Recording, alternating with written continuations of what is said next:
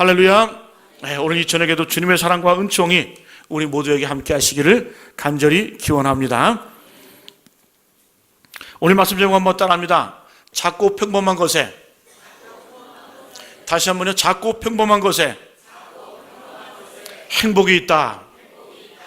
오늘은 작고 평범한 것에 행복이 있다라는 제목을 가지고 함께 은혜를 나누겠습니다. 귀한 말씀의 은혜가 우리 모두에게 함께 하시기를 간절히 기원합니다. 오늘 우리가 읽은 말씀 이렇게 말씀합니다. 사람마다 먹고 마시는 것과 수고함으로 나골들이는 그것이 하나님의 선물인 줄도 또한 알았도다. 하나님의 선물이 뭡니까? 하나님의 은총이 뭐라는 거예요? 우리가 늘 먹고 마시는 것, 또 그리고 일할 수 있는 것, 이것이 바로 하나님의 은총이요 하나님의 선물이라고 우리에게 말씀해 주고 있습니다. 여러분, 우리가 먹고 마시는 것, 일하는 것, 이것은 극히 작고 평범한 일입니다. 그러나 분명한 사실은 하나님께서는 바로 이러한 작고 평범한 것에 우리의 행복을 담아 두셨다는 거예요. 아멘이십니까? 우리 사람들이 먹을 수 있다고 하는 것, 마실 수 있다고 하는 것, 또 우리가 하는 일이 있다고 하는 것, 이것이 여러분 참 감사한 일이에요. 할 수 있는 일이 있다고 하는 것. 세상에서 가장 힘든 일이 뭘까요? 노는 일이 제일 힘들어요. 맞습니다. 노는 일이 제일 힘들어요. 한 두 달만 놀아보라 그랬어요. 사람은 여러분 일을 할 때에 행복이 있고 보람이 있는 겁니다. 그래서 우리 조상들은 인간에게는 세 가지 터전이 있어야 된다고 그랬어요. 우리 사람들에게는 세 가지 터전이 있어야 되는데, 첫 번째는 배움터, 배울 수 있는 그런 터전이 있어야 됩니다. 그리고 쉼터가 있어야 됩니다. 쉴 수 있는 가정이 있어야 됩니다. 마지막으로 일할 수 있는 일터가 있어야, 이 세 가지 배움터, 쉼터, 일터가 있어야 우리 인생은 행복하다고 말해주고 있어요. 오늘 성경에서도 분명히 말씀합니다. 우리 인생 가운데 하나님의 선물이 무엇이냐, 하나님의 은총이 무엇이냐, 우리가 일상 가운데 먹고 마시고 일하는 것, 그곳에 바로 하나님께서 우리에게 행복을 담아두셨다라고 이렇게 말씀을 합니다. 여러분, 이것이 바로 하나님이 주신 은총이요 선물인 줄로 믿습니다. 자, 그러면은 우리 현대인의 불행은 어디서 올까요? 바로 이렇게 작고 평범한 것에 만족하지 못하기 때문에 우리에게 불행이 옵니다. 우리가 좀 먹고 살만해지면은 단순히 먹고 마시고 일하는 것으로 만족하지 못하게 됩니다. 더 자극적인 것, 더 좋은 것, 더 신나는 것을 위해서 찾아가는 것이 바로 우리 인생이에요. 심지어 국내에서 먹고 마시는 일이 식상해서 세계 여러 곳곳을 돌아다니면서 먹을 것을 찾아다닙니다. 더 자극적이고 쾌락적인 것을 찾아다니는 것이 바로 우리 인생입니다. 마치 굶주린 자처럼.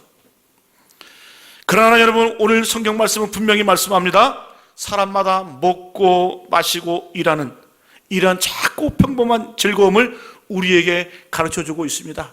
여기에 행복이 있다는 거예요. 그러므로 여러분, 이 세상을 행복하게 살기를 원하십니까? 우리 주변에 있는 작고 평범한 것들로부터 행복을 찾는 그런 법을 개발하시고 배우시기를 축복합니다. 그래서 오늘 말씀을 통해서 우리가 늘 먹고 마시고 또 일하는 것, 작고 평범한 속에 행복이 있다는 그런 비밀을 우리가 함께 나누기를 간절히 축복합니다. 한번 따라합니다. 날마다 반복되는 것에 행복이 있다. 날마다 반복되는 것, 뭐 별거 아닌 것 같지만은 이런 분명한 사실은 날마다 반복되는 것에 우리의 행복이 있는 줄로 믿습니다. 만약에 하나님께서 인생의 진정한 행복을 큰 것에만 담아 놓으셨다고 생각해 보십시오. 또 화려하고 또 이렇게 화려한 것에만 우리 인생의 기쁨을 담아 놓으셨다고 한다면은 여러분, 우리는 참 불행한 인생이에요. 왜요? 우리는 크지 못하잖아요. 우리는 화려하지 못하지 않습니까? 그러나 감사한 것은 하나님께서는 우리의 행복을 크고 화려한 곳에 두지 않으셨다는 거예요. 작고 평범한 일상 가운데 우리의 행복을 두셨습니다. 우리가 매일 보고 듣고 만나는 작은 것들, 소소한 것들, 바로 그곳에 우리 주님께서는 행복을 담아주셨어요. 그걸 감사함으로 받아들이시고 기쁨으로 누리시기를 축복합니다. 그래서 우리가 날마다 반복되는 일에 우리의 행복이 있는 줄로 믿습니다. 행복이 있을 뿐만 아니라 여러분, 반복이 끊기면 우린 죽어요.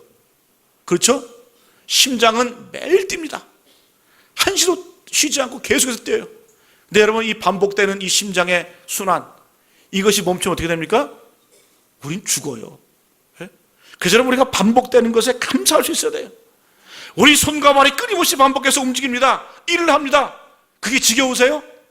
그게 멈추는 순간 우리는 죽습니다. 생명이 끝나는 거예요. 그래서 그런 말을 하죠. 밥숟갈 놓는다.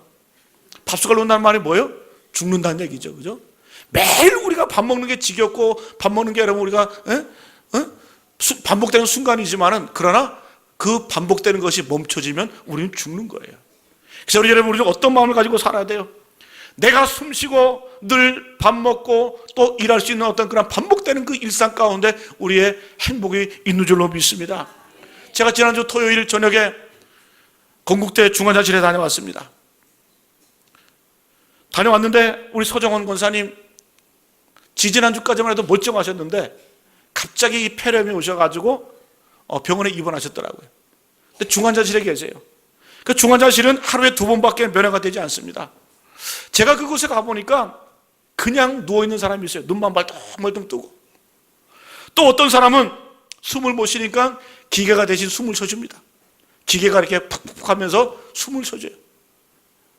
또 어떤 분은 정말 일평생 동안 움직이지를 못해서 평생 가도를 받는 그런 분들도 계시더라고요. 사랑하는 여러분, 우리가 대수롭게 생각하지 않았던 그 숨쉬는 것, 움직이는 것, 이 모든 것들이 그런 분들에게는 일평생 소원이에요. 내가 한 번만 더 숨을 쉬어봤으면, 내가 한 번만 더 손을 한번 깜빡거려 봤으면, 내 눈이라도 한번 깜빡거려 봤으면, 내 사랑하는 사람을 한 번이라도 다시 한번 정확하게 볼 수만 있었으면. 여러분, 그래서 우리가 매일매일 반복되는 것, 이것이 진정한 감사가 담겨져 있다는 거예요.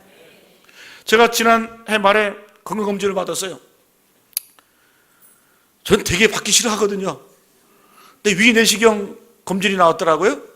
그래서 제가 하는 김에 대장내시경까지 했습니다. 돈을 더 주고. 하기 싫어가지고 막 안 하려고 막 숨겨놓고 그랬어요. 건강검진표. 그래서 집사람이 그걸 발견하고 건강검진 안 하면 이혼하겠대. 그래서 이혼이 겁나가지고 그래 받자. 뭐 산 사람 소원도, 죽은 사람 소원도 들어줘야 된다는데 그렇게 받았어요. 받는 김에 대장내시경까지 다 받았어요. 아우, 정말 싫더라고요. 마치 그 사람이 막 볼품 없어지지 않아요? 홀딱 벗고 누워가지고 옆으로 누워가지고 침 질질 흘리면서 막 이 관을 끼우고 또 나의 학문을 의사에게 맡긴다고 하는 것, 그 마취를 안 했거든요. 들어오는 그 느낌이 참 그 묘하더라고요. 그죠? 기분이 나빠요. 마치 그 병든 소처럼 침 질질 흘려가면서 이게 옆으로 누워 있으면은. 그래서 여러분, 그 검진을 받기 위해서는 하루 굶어야 돼요. 그죠? 하루 굶어야 되고 물만 먹어야 됩니다. 그런데 하루 굶는 게 얼마나 힘든지. 마치 그날 저녁에 저희 집사람하고 아이들이 부추전을 해서 그 전을 해 먹더라고요. 그 냄새가 얼마나 진동이 나는지. 그 제가 그랬어요. 도대체 나한테 왜 이러냐고. 나한테 왜 이런 고통을 주냐고. 미안하다 그러더라고요. 그 미안하면 치워야 될 거 아니에요. 여러분, 저는 느꼈습니다. 우리가 매일 밥을 먹을 수 있다고 하는 것, 우리가 매일 밥을 먹고 화장실에 갈 수 있다고 하는 것, 그게 진짜 행복한 거예요. 그게 진짜 축복입니다. 그래서 여러분, 우리가 매일 먹고 마시는 것, 일하는 것, 이런 반복되는 것에 감사하시기를 축복합니다.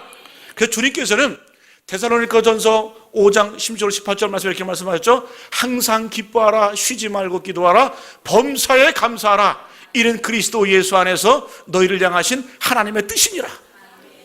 마지막에 뭐예요? 범사에 감사하라. 그 범사가 뭡니까? 범사는 바로 일상적인 일을 말하는 거예요. 우리가 평소에 겪는 그 일상적인 일에 대해서 감사하라는 거예요. 우리가 먹고 마시고 일하고 하는 것, 먹고 싸고 하는 것, 어떤 사람에게는 그것이 여러분 마지막 소원이 될 수도 있고, 어떤 사람에게는 마지막 여러분 간절한 염원일 수도 있어요. 그것에 감사를 두라는 거예요. 우리가 여러분 크고 화려한 것 감사할 수 있지만은, 그러나 하나님께서는 거기에 우리의 행복을 두지 않으셨어요. 우리가 매일 먹고 마시는 것, 작고 소소한 그러한 일에 대해서 우리에게 감사하도록 만드신 줄로 믿습니다. 그래서 여러분, 우리가 일한 것에 감사하게 되면 매일매일이 새로워요. 매일매일이 즐겁습니다. 매일매일 왔다 갔다 하는 길이 여러분 그게 기쁜 거예요. 저는 아침에 일어나서 저희 앞에 보면은 이렇게 풀이 많이 나 있거든요. 나무가 있거든요. 내가 인공으로 심어 놓은 거예요. 근데 그거 볼 때마다 얼마나 감사한지. 비가 주룩주룩 내리면 때로는 여러분 벌레 소리도 들려요. 서울 도심에서 그것도 신당동 안에서 그걸 볼 수 있고 들을 수 있다고 하는 거 참 행복해요. 참 감사하다는 생각이 듭니다. 여러분, 그래서 우리가 이런 것들에 대해서 감사하게 되면은 매일매일이 새롭고 매일매일이 감사가 넘치고 매일매일이 기쁨이 넘치는 거예요. 제가 어느 책을 읽다가 시를 읽다가 참 감명을 받는 시가 있어요. 아동문학가 이 고현욱이라는 분이 쓴 글인데 이분은 하반신을 못 쓰는 1급 장애인이에요. 하반신을 못 쓰는 1급 장애인인데 그분이 이런 글을 썼더라고요. 제가 읽어드리겠습니다. 나는 다시 태어난다면 장애인의 삶을 또 살고 싶지는 않다. 그러나 지금 살고 있는 아내와는 또다시 만나서 살고 싶다. 그래서 장애 없는 평범한 남편이 되어 아내를 한번 번쩍 업어주고 싶다. 무거운 시장 바구니도 함께 들어주고 싶다. 높은 곳에 있는 물건도 손수 내려주고 싶다. 형광등도 갈아주고 싶고, 이렇게 글을 맺습니다. 여러분, 이 고현욱이라는 분은 하반신을 못 쓰는 장애인이기 때문에 다시 태어난다면 장애인의 삶을 살고 싶지 않다는 거예요. 그러나 지금 살고 있는 아내와는 살고 싶다는 거예요. 왜? 평범한 사람이 되어서, 평범한 남편이 되어서 남들 하는 것처럼 아내를 번쩍 한번 들어주고 싶고, 또 부인이 시장 바구니 들고 올 때 힘들어할 때 그 시장 바구니 한번 들어주고 싶고, 높은 곳에 있는 물건도 내려주고 싶고, 형광등도 한번 갈아주고 싶다는 거예요. 여러분, 이건 다 일상적입니다. 평범한 일이에요. 형광등 가는 일, 시장 바구니 들어주는 것, 한번 업어주는 것, 평범한 일이지만은, 우리가 할 수 있는 사소한 일이지만은 어떤 사람에게는 마지막 소원이기도 하고 평생에 한번 했으면 하는 그런 바람이기도 한 겁니다. 그래서 우리가 매일매일 반복되는 것에, 내가 살아있음에, 내가 건강함에, 내가 정상적인 것에 대해서 감사할 수 있어야 된다는 사실이에요. 여러분, 이런 사실에 늘 감사하시는 우리 모두 되시기를 간절히 축복합니다. 그래서 여러분, 전도서 오늘 말씀에 바로 그렇게 말씀한 거예요. 사람마다 먹고 마시는 것과 수고함으로 낙을 누리는 그것이 하나님의 선물인 줄도 또한 알았도다. 여러분, 전도서의 기자는 바로 그의 인생의 말년에 이걸 깨달은 거예요. 과연 하나님께서는 크고 화려한 것에 행복을 두지 않으셨구나. 내가 늘 먹고 마시는 것, 일할 수 있는 것, 그것 자꾸 평범한 가운데 우리에게 행복을 주셨구나라고 하는 걸 깨달은 거예요. 여러분, 이걸 깨닫게 되면 늘 감사가 넘칩니다. 기쁨이 넘칩니다. 여러분, 이런 삶을 사시기를 축복합니다. 또 한 번 따라합니다. 매일 만나는 사람에게 행복이 있다. 매일 만나는 사람 가운데 우리가 행복을 찾을 수 있어야 돼요. 이강호 장로님 좀 잘 들으라고 이렇게 말씀하시는데 장로님이 먼저 들으셔야 돼요. 김옥자 권사님 탓할 일이 아니에요. 여러분, 우리가 매일 만나는 사람 가운데 행복이 있습니다. 그래서 우리 옛 선인들은 인간이 행복하게 해지기 위해서는 세 가지가 사이가 좋아야 된다고 그랬어요. 세 가지가 사이가 좋아야 되는데, 첫 번째는 내가 사는 세월과 사이가 좋아야 된다고 했어요. 시간 내가 사는 그 시간이 세월이 사이가 좋아야 된다고 했어요. 두 번째는 내가 살고 있는 삶의 터전과 사이가 좋아야 행복하다고 그랬어요. 내가 살고 있는 그 가정, 또 내가 일하는 그 일터, 내가 쉴 수 있는 그 쉼터, 그 가정, 그런 여러분 내가 살고 있는 그 삶의 터전이 사이가 좋아야 행복할 수 있다는 거예요. 마지막으로 내가 관계를 맺고 있는 사람들과의 관계가 좋아야, 사이가 좋아야 사람은 행복할 수 있다고 그랬어요. 이걸 뭐라 합니까? 시간, 공간, 인간. 시간이 뭡니까? 세월과의 사이를 말하는 겁니다. 공간은 뭐예요? 내 삶의 터전, 그 사이를 말하는 겁니다. 이 간자는 어떤 간자예요? 사이 간자를 말하는 거죠. 인간할 때 이 간이 뭡니까? 인간 사이를 말하는 거예요. 사람들과의 사이가 좋아야 행복할 수 있다는 것을 우리에게 말씀해 주고 있습니다. 여러분, 우리가 매일 만나는 사람이 누굽니까? 바로 가족이죠. 여러분, 가족이 바로 우리의 행복인 줄로 믿습니다. 매일 아침에 눈을 뜨면 매일 얼굴을 맞대야 하는 가족들, 너무 당연하고 평범한 일이지만은 그 속에 바로 행복이 있다는 거예요. 이경모 장로님, 아내를 한번 쳐다보십시오. 적당하게 잘생긴 아내, 바로 김목자 권사님이 행복인 줄로 믿습니다. 여러분, 우리가 우리 아내를 한번 보면 빼어난 미모는 아니지만은, 그러나 어떻게 해요? 시선을 사로잡지는 않지만은 그냥 넉넉하고 마음 편하고 적당히 잘생기고, 그럼 된 거 아니에요? 거기에 바로 여러분 행복이 있어요. 김목자 권사님, 이경모 장로님 한번 바라보세요. 딱 보는 순간 얼어붙을 정도의 미남은 아니지만은 그래도 적당하게 씩씩하게 밉지 않을 정도로 잘생긴 남편, 여러분 그게 행복이에요. 그렇죠? 여러분, 매일 만나는 그 가족, 매일 만나는 남편, 매일 만나는 아내가 나의 행복이라는 거예요. 또 여러분들 자식을 한번 보십시오. 조금은 아쉽지만, 조금은 부족하지만 그래도 잘 커서 대견하잖아요. 그죠? 여러분, 그게 행복인 거예요. 저희 어머니가 항상 저에게 그런 말씀했어요. 우리 아들은 세상에서 제일 잘생겼다. 그런데 키가 한 뼘만 더 컸으면 좋겠다. 조금 아쉽잖아요. 그죠? 아쉽지만은 그래도 정말 우리와 함께 만나고 함께 이렇게 어울릴 수 있는 그런 가족이 있다고 하는 것, 그것이 우리에게 진정한 행복인 줄로 믿습니다. 하나님께서는 바로 이런 곳에 우리에게 행복을 주셨어요. 그러니까 얼마나 감사한지 모르겠어요. 그래서 그런 말씀 있잖아요. 전도서 9장 9절 말씀에, 내 헛된 평생의 모든 날, 곧 하나님이 내게 주신 모든 헛된 날에 내가 사랑하는 아내와 즐겁게 살지어다. 그것이 내가 평생의 해 아래서 수고하고 얻은 내 몫이니라. 이 전도서의 지혜자는 우리가 사는 날을 헛되다고 말씀해주고 있어요. 사는 날이 헛되다는 거예요. 그럼에도 불구하고 너의 인생이 즐거울 수 있는 이유가 뭐냐? 사랑하는 아내가 있다, 사랑하는 남편이 있다. 그 가족과 즐겁게 살아라. 그것이 바로 내가 평생의 해 아래서 수고하고 얻은 내 몫이니라. 이것이 바로 우리의 행복이라는 것을 우리에게 가르쳐주고 있습니다. 제가 어제 12시 넘어서 1시 가까이 됐는데 마트를 갔어요. 이마트. 우리 작은 딸이, 이 자식이 갑자기 자다가 12시에 일어나가지고 물감을 사달래. 가지고 그 밤에 차를 몰고 갔어요. 얼마나 피곤한지. 근데 얘는 안 들어주면은 장난이 아니거든요. 그냥 뭐 진짜 뭐 악을 쓰듯이 막 그래. 그래서 할 수 없이 데리고 왔어요. 데리고 왔는데 그 마트에서 새벽 1시에 뛰어노는 거 보니까 얼마나 이쁜지 눈이 번쩍 뜨더라고요. 여러분, 남자에게 가장 이쁜, 가장 아름다운 여인은 누굴까? 아내? 아내 아니에요. 남자에게 있어서 가장 아름다운 여자는 바로 딸이에요. 딸. 세상에서 가장 아름다워. 서운해하지 마세요. 본래 그래요.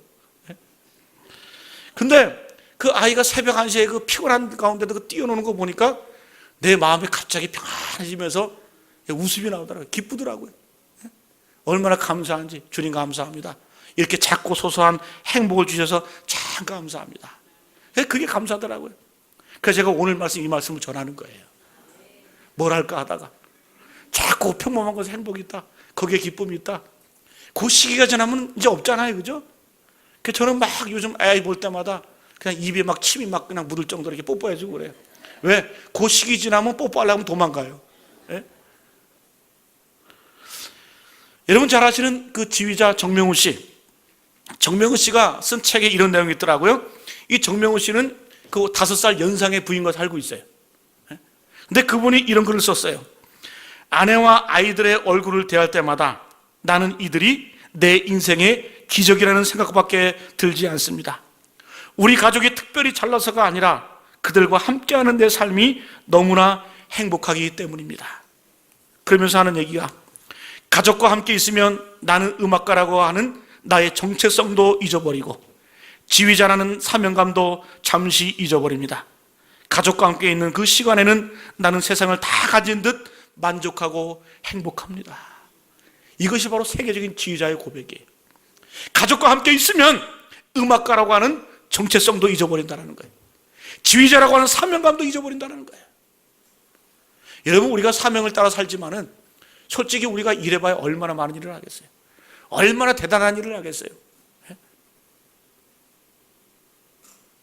그러나 여러분, 사랑하는 가족이 있다고 하는 것, 그것이 여러분이 진짜 행복이고 그 진짜 보람이라는 거예요. 여러분, 이런 세계적인 지휘자가 언제 행복을 느끼는 거예요? 어떤 여러분 위대한 공연을 통해서, 오케스트라를 지휘하면서 거기서 행복을 느끼는 게 아니에요. 소박하고 평범해 보이는 가족 가운데서 행복을 찾고 기뻐한다는 거예요. 여기에 바로 우리의 즐거움이 있고 기쁨이 있는 줄로 믿습니다. 그래서 우리가 이 땅을 살아가면서 작고 소소한 것에 대해서 무시하면 안 돼요. 왜? 개인의 역사도 그렇고 여러분 인류의 역사도 어찌 보면은 우리가 투표할 때 한 표를 던지잖아요. 그죠? 그 한 표 때문에 인류가 역사가 바뀐 적이 참 많이 있어요. 제가 예를 들어 볼까요? 1776년에 미국 의회가 이제 미국 전체 이 나라에서 공용어를 써야 되는데 어떤 언어를 쓸까? 투표를 했습니다. 독일어와 영어를 놓고 투표를 했는데 딱 한 표 차로 영어가 미국의 공용어가 됐어요. 그래서 여러분 우리가 영어 공부하느냐고 스트레스 받잖아요. 그죠? 그거 한 표 때문에 세계 역사가 바뀐 거예요. 또 1928년 11월 8일 뮌헨의 한 맥주집에서 새로 생긴 정당인 나치당이 지도자를 선출을 하는데 한 표 차로 한 인물이 당수가 됐어요. 그게 누굴까요? 아돌프 히틀러.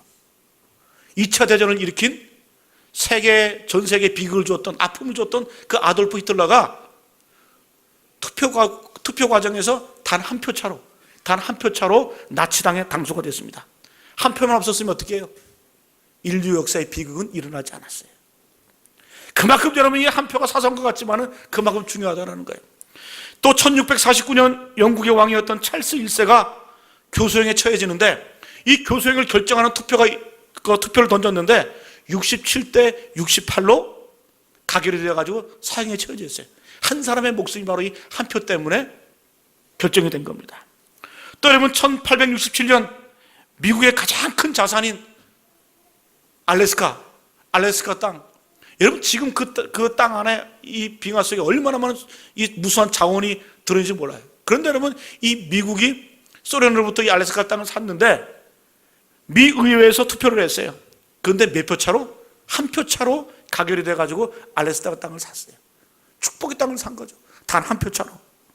여러분 때로는 우리 개인의 인생이건 아니면 나라의 역사이건 간에 작고 사소하게 생각하는 그것을 통해서 우리의 역사, 우리의 인생은 바뀌어질 수 있다는 거예요. 여러분 오늘 말씀을 통해서 우리가 말씀해 주는 건 뭡니까? 작고 소소한 것, 평범한 것, 거기에 행복이 있고 거기에 가치가 있다는 것을 우리에게 가르쳐주고 있습니다. 오늘 말씀 보십시오. 13절 말씀. 사람마다 먹고 마시는 것과 수고함으로 낙을 누리는 그것이 하나님의 선물인 줄도 또한 알았도다. 이 솔로몬이 바로 그걸 깨달은 거예요.